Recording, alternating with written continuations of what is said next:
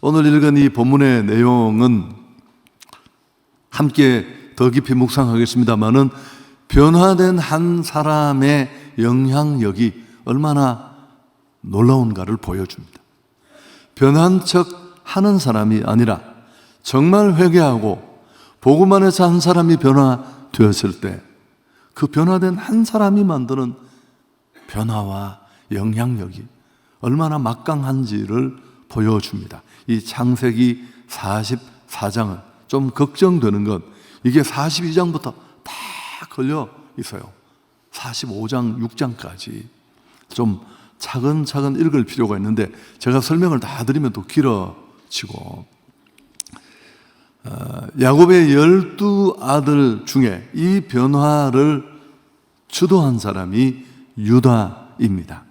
여러분, 야곱에게는 12아들이 있었는데 다 어머니가 다른 사람들이 섞여 있습니다.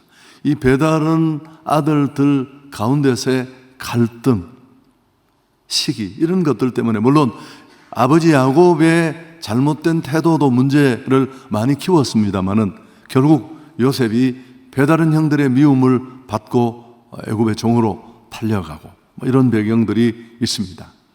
그리고 아버지는 그 자식들 중에도 몇몇, 특히 라헬이라는 그가 한눈에 꽂혀서 많은 대가를 지불하고 아내로 맞았던 라헬의 적자인 베냐민과 요셉에게는 특별한 사랑을 보였습니다. 이게 편애가 돼서 이런 갈등을 증폭시키게 됩니다.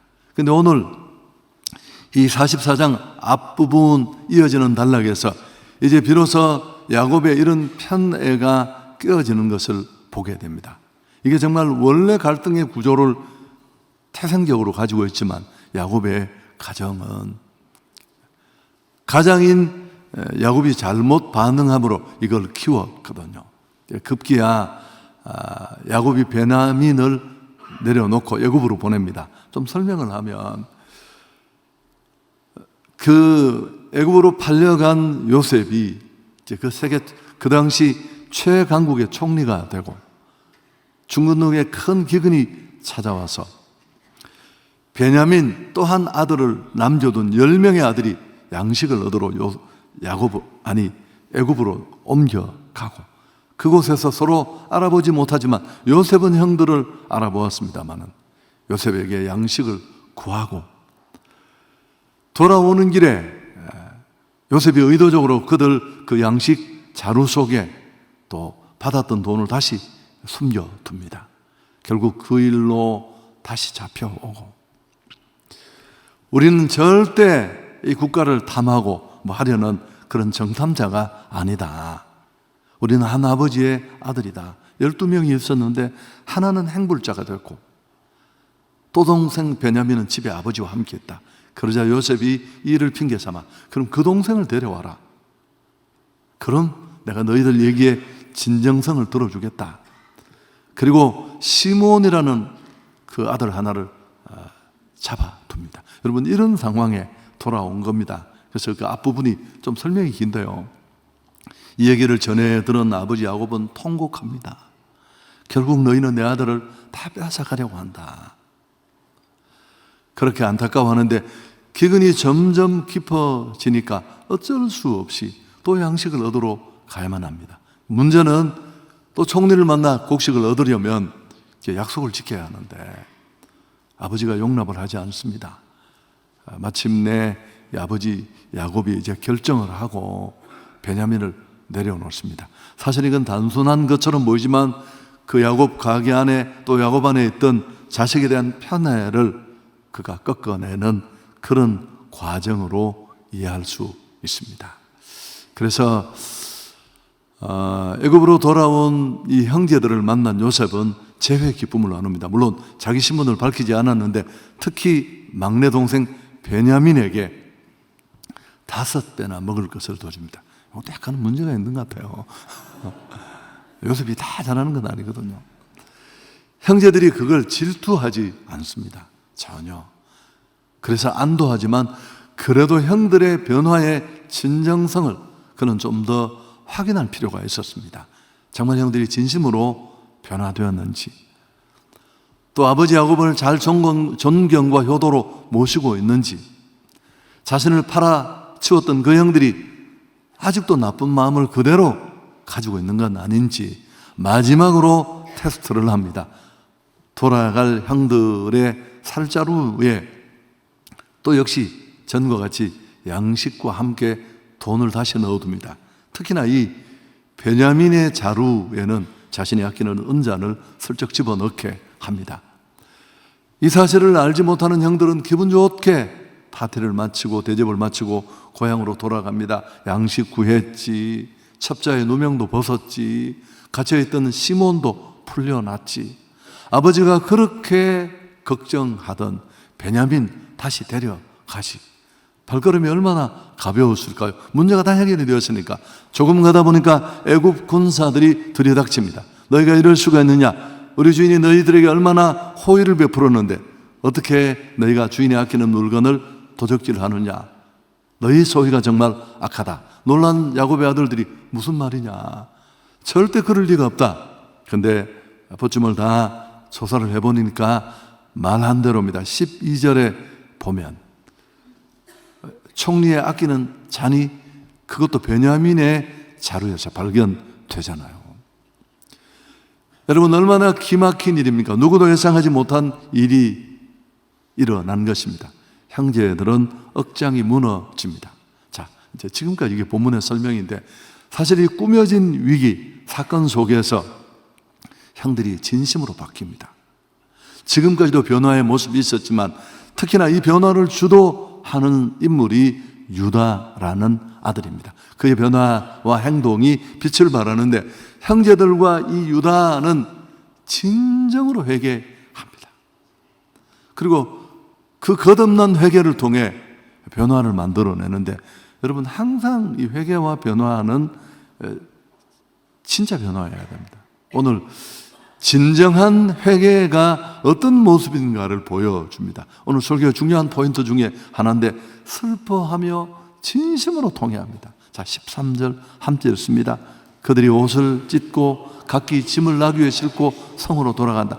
다시 들이닥친 군사들에게 끌려서 돌아왔던 그 애굽으로 요셉 앞으로 끌려가는 상황입니다. 옷을 찢는 것은 우리가 알듯이 당시 중근동의 극한 슬픔을 표현하는 행위잖아요. 형제들은 요셉의 제안대로 베냐민을 남겨놓고 요셉이 그럽니다. 그러면 이 술잔을 훔친 이 당사자를 잡아두고 돌아가라. 그리고 다시 진정성을 보여라. 그럴 때 결코 그렇게 하지 않고 두 번째, 다른 사람을 원망하지 않고 자신을 탓했습니다. 자, 16절도 함께 읽습니다.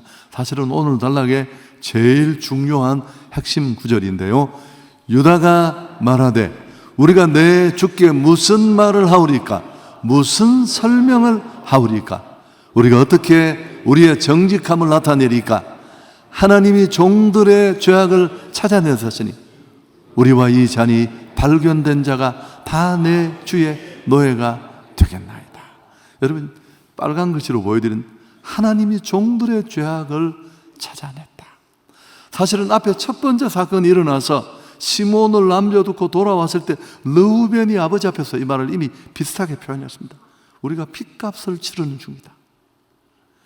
지난해 우리가 잘못했던 것을 돌려받는다. 유다가 오늘도 정확하게 오래전에 요셉에게 배다른 형제에게 저질렀던 시기심에 저질렀던 형들의 그 못되고 악한 행동, 구덩이에 빠뜨려 죽이려고 하다가 결국 종으로 파는 이 악한 행동을 그들은 떠올리는 겁니다. 지금 당하는 고난이 전날 요셉에게 행했던 그 파렴치한 죄에 대한 하나님의 보응으로 여겨진 것입니다. 자신들의 허물과 잘못을 시인하고 있는 것입니다. 죄가 있다고 인정하면서 베냐민만 남겨두고 가는 게 아니라 우리 모두가 종이 되겠다고. 세 번째, 진정한 변화의 회개에 반드시 따라야 될 내용인데요, 기꺼이 대가를 지불하겠다고 각오를 굳게 합니다. 아버지 야곱과 베냐민의 생명이 서로 결탁되어 있다. 앞에 설명했죠. 라헬이라는 그가 너무너무 좋아했던, 인생의 상당 시간을 바쳐 고역을 치르고 아내로 얻어낸 그 라헬의 적자 요셉과 베냐민에게 각별한 애정이 있었습니다. 그래서 요셉을 행불자로 잃어버렸는데 베냐민까지 잃는다면 아버지 생명을 담보할 수 없다, 그렇게 말하면서 아버지가 돌아가실 것이다. 유다는 총리 요셉에게 간곡히 부탁합니다. 33절이 사실 하이라이트입니다. 함께 읽습니다. 이제 주의 종으로 그 아이를 대신하여 머물러 있어 내 주의 종이 되게 하시고 그 아이는 그의 형제들과 함께 올려보내소서. 저 아이 대신에 내가 평생 애굽에서 종살이 하겠습니다. 베냐민을 돌려보내 주십시오. 우리 늙은 아버지와 이 아이는 생명으로 연결되어 있습니다. 만일 그 아이가 어떻게 된다면 아버지는 돌아가실 것입니다. 제가 대신 종이 되겠습니다. 유다는 자기의 생명을 동생과 아버지를 위하여 내어 던집니다. 여러분, 유다의 회개가 온전한 것이라는 그 증거는 너무 구체적이고 극명합니다. 자신의 억울함을 토로하지도 않습니다. 책임을 전가하지도 않습니다. 형들의 이 진심이 느껴지자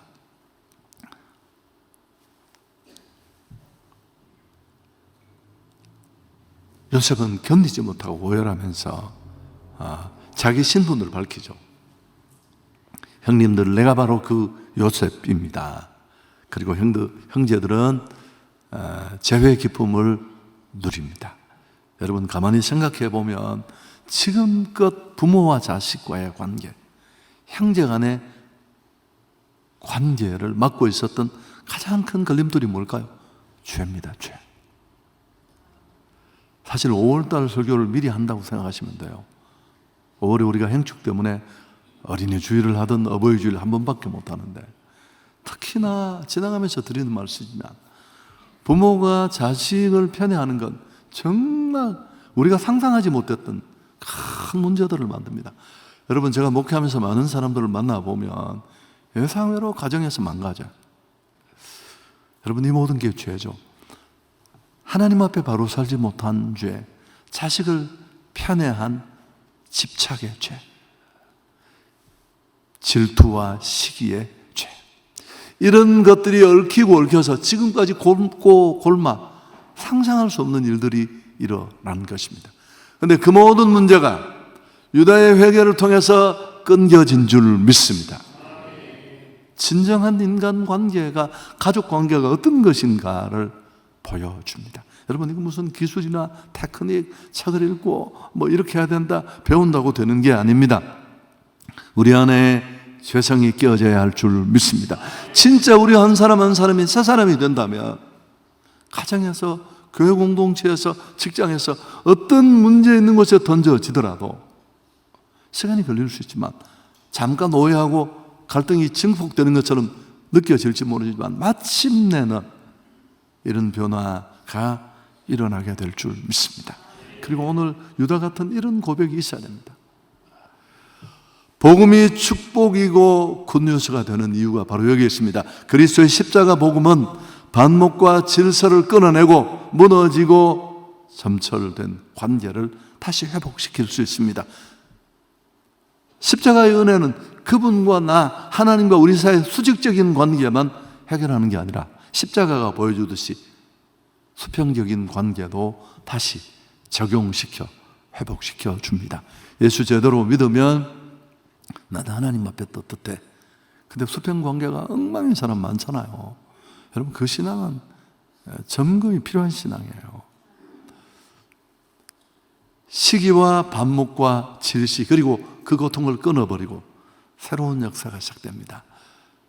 여러분, 근데 우리는 왜, 물론 상황이 다 다르고 또 나와 상관없이 그 전대로부터 내려오는 어려움들이 얽혀 있습니다만은, 그럼에도 불구하고 쉽게 변화되지 않는 이유는, 진정한 만남과 화복이 이루어지지 않는 이유는 회개의 진정성입니다. 진짜 복음 안에서 회개하는 진정한 회개가 있을 때 삶의 변화는 전제됩니다. 유다와 같이 내가 대신하여 종이 되겠습니다. 내가 먼저 희생하겠습니다. 오늘 우리 가게가 이 모양이 된 건 다 내 탓입니다.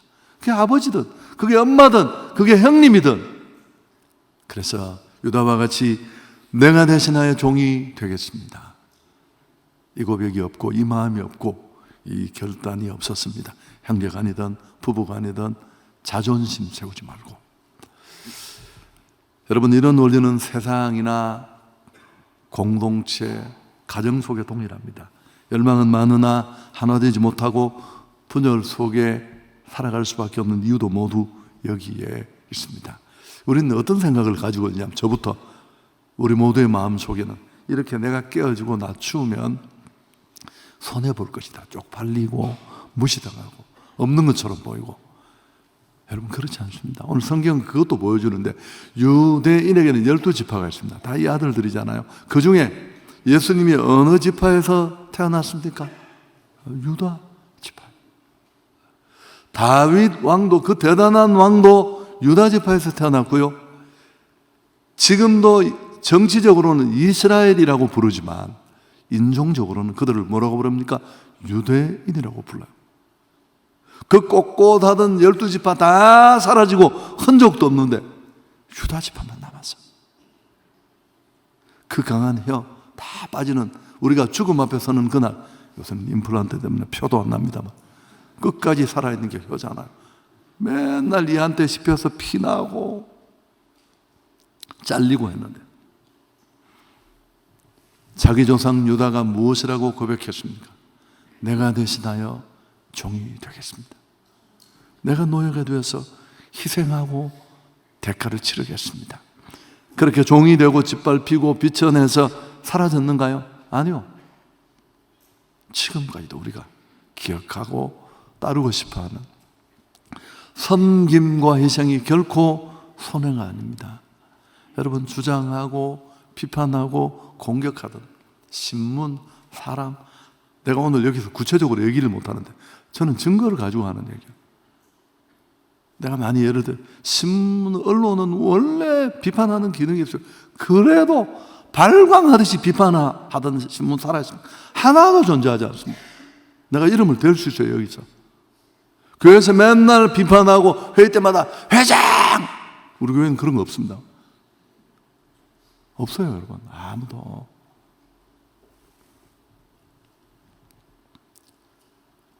하나님이 눈을 씻고 찾으시는 사람이 누굴까요? 똑똑한 사람, 커리어를 많이 쌓은 교회 안의 실력자들, 자기 주장 강한 사람 아닙니다. 유다처럼 고백하는 사람이 필요합니다. 내가 종이 되겠습니다. 우리 공동체가 오늘 이렇게 아픈 건 내 탓이 큽니다. 나를 주님께 드리겠습니다. 내가 교회 일꾼으로 헌신하겠습니다. 흔들리는 내 가정을 위해 내가 책임지겠습니다. 아버지가 엉망이 돼도, 자식들이 개판이 돼도요, 죄송합니다, 이런 표현. 어머니 한 사람이 꼿꼿이 있었어. 이 가정은 내가 지켜야 되고, 하나님이 그러라고 나를 여기 보내주셨고, 여러분, 그러면서 끝까지 자리를 지키면 돌아오고 회복될 줄 믿습니다. 여러분, 그러지 못하잖아요. 요새는 상담도 하면 끝내시라고 그냥. 여러분, 끝내는 일이 정말 쉬운 일 같지만 그게 끝이 날까요? 그렇게 두 사람이 법원에 도장 찍는다고 그게 끝이 나나요? 그 많은 관계가 다 잘려져서 그 불편함, 그 고통은 다음 때로, 그 다음 때로 연결되는 그 많은 문제를 고려나 하고 있을까요? 여러분, 이런 마음만 있으면 회복되고 살아날 줄 믿습니다. 마틴 루터가 말했습니다. 나는 유다가 요셉 앞에 엎드려 드렸던 그 기도를 나도 하나님 앞에 드리고 싶다. 하나님, 나를 받으소서. 나를 당신의 도구로 삼아주소서. 내가 필요한 곳에서 종이 되겠습니다. 이 기도를 우리 역시 하나님 앞에 드릴 수 있어야 합니다. 이 고백이야말로 분열의 시대, 갈등의 시대, 가정조차 다 깨어진 이 시대 속에, 통곡하는 이 시대에 가장 위대한 고백이 될 줄 믿습니다. 개신교를 프로테스탄트라고 부르는데요, 그 뜻은 항거하는 자라고 이렇게만 알고 있는 분이 있습니다. 아마도 이건 영어의 프로테스트라는 단어만 생각하는데, 여러분 원래 이 단어의 라틴어의 뜻은 프로테스타레입니다. 어떤 뜻이 있느냐 하면 대표자, 대변자. 개혁주의는 맨날 비판하고 한가만 하는 줄, 그런 뜻이 아니에요. 그건 영어 단어만 생각한 거예요. 원래 라틴어의 의미는 그런 게 아닙니다. 한가하나 비판하는 일은 쉽습니다. 책임이 따르지 않잖아요. 제일 쉬운 건 공격하는 거예요. 여러분, 그러나 대변자로 나서는 건 오늘 유다처럼 그건 쉽지 않아요. 책임을 져야 하고 대가를 치러야 하고 내가 희생해야 하고. 오늘 이 한 사람의 대변자로 말미암아 복된 일들이 쏟아집니다. 야곱의 10 아들 가운데 유다가 바로 그 일을 주도한 아름다운 사람입니다. 비판자가 아니라 당당한 프로테스탄트로 살기를 축복합니다.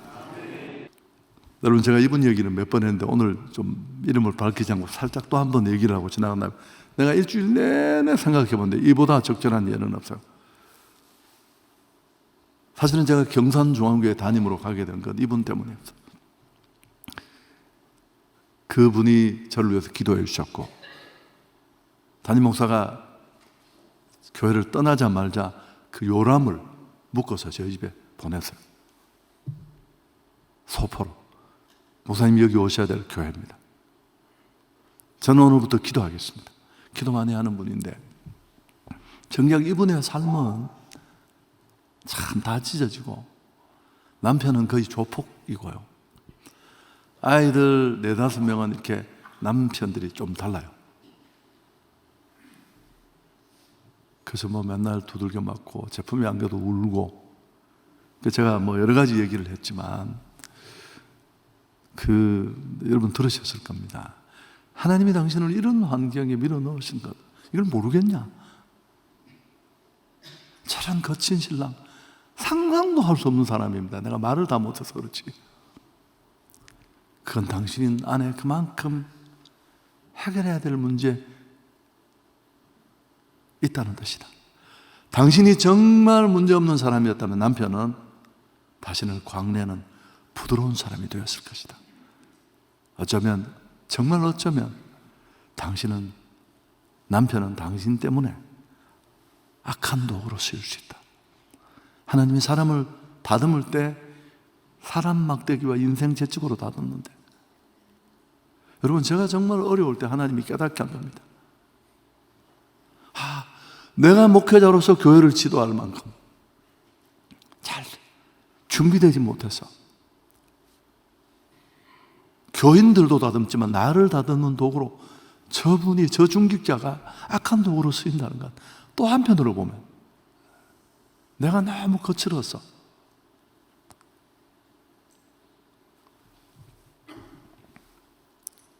그 말을 하고 둘이 펑펑 울어서, 여러분, 그 아이 5명, 6명이 다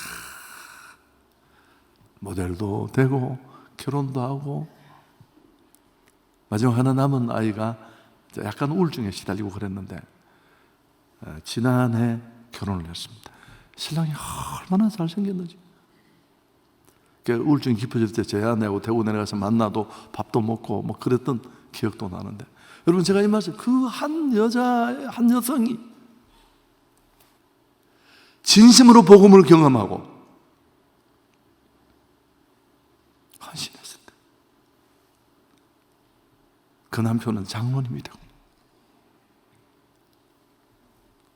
조신 하나님께 영광.